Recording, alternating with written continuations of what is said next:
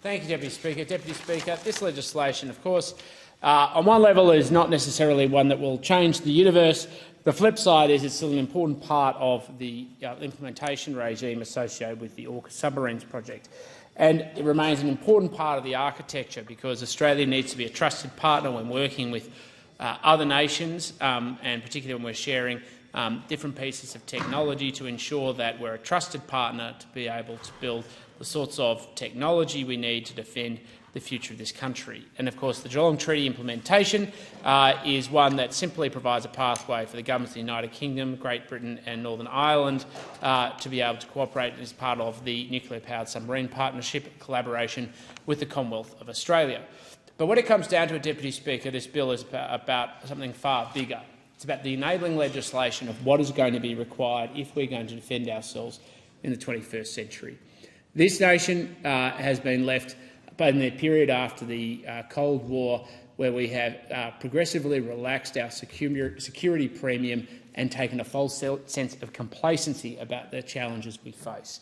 We're a nation that has facing the most challenging environment since the Second World War. This is the view of the White Paper of the Department of Defence. And we're acutely aware of the fact that we're exposed on many fronts as a consequence of relaxing our approach to security. We never want to overspend on security, Deputy Speaker. It doesn't matter what government is in office, because every dollar has to come from taxpayers and, of course, has part of a trade-off of the priorities of the Commonwealth. But we do need to make sure that we achieve the first objective of the Commonwealth, which is to defend the Australian homeland and this continent and, of course, our territories, so we can be safe and secure. And more importantly, that we can help and support other countries in our region, particularly with our benefits and our standing, to be able to support their sovereignty and secure their sovereignty as well. That's why having different technologies is going to be so important to meet the challenges of the 21st century and the potential for kinetic war. We, of course, never want that to happen, Deputy Speaker, and I mean I never want that to happen. But we know that from the actions of foreign governments and non-state actors that we're seeing an increasing level of grey zone activity, often through things like cybersecurity and threats and attacks on other essential infrastructure, that the era of complacency that we have enjoyed must come to an end. Part of that is understanding how we're going to work with our allies to project our capacity, if required, in the event of conflict, and more importantly, to make sure that we have the security of the technology we are going to need to do so. That obviously is where part of the AUKUS regime comes in, not just around the role of submarines, Deputy Speaker, but also the potential for partnerships for other technologies and foreign technologies we can build into the capacity of the ADF. So we should not be complacent about this. There should be a very active interest from this parliament, because it goes to the core of the role of this nation, its government, and how it's going to be a partner with foreign nations. Additionally into that, it's a pathway to support and grow industries in different parts of our nation. Of course, Geelong being one of them, South Australia being others, other parts of the country, particularly in Western Australia, will be part beneficiaries of them too. We have to harness that potential so that we're building up our capacity, not just in terms of our defence capacity, but our skills capacity, and of course take that through to our improvement in our overall capacity to build out industrial development. And it reminds me, only the other day when I was at Monash University, my alma mater, where the Monash University is looking at companies like Rolls-Royce, who of course provide things like nuclear technology, propulsion technology, to be part of submarines, but also could be used for other purposes, including civil nuclear power as well. But one of the biggest frustrations they have is they're not getting the clear signals from this government and at a state level to deliver the technology that Australians desperately need.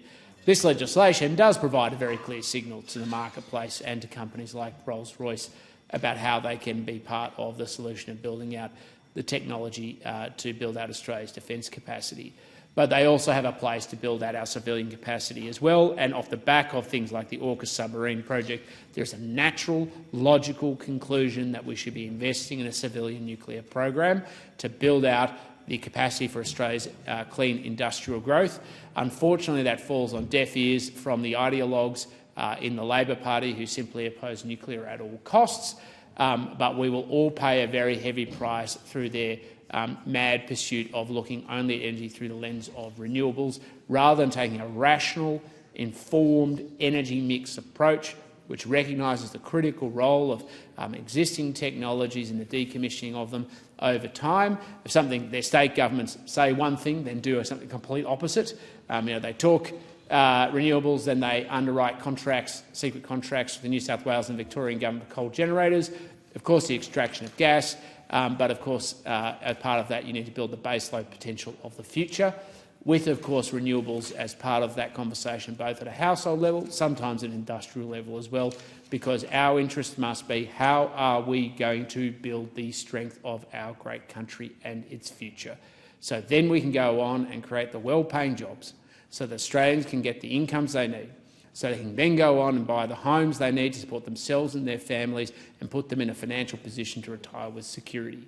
Some of us will never stop fighting for the future of this country, Deputy Speaker. I know you're one.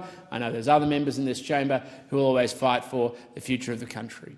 Sometimes we'll have differences of opinion about what that is, but if it is to be a nation that is secure, a nation that has the capacity to stand up for itself and its confidence, a nation that can help support other countries secure their sovereignty and their rights to be able to maintain free and independent in our region, and one that's able to provide the economic opportunity for future generations of Australia, that is something that we should be immensely proud to fight for. Thank you, Deputy Speaker. There being no further speakers.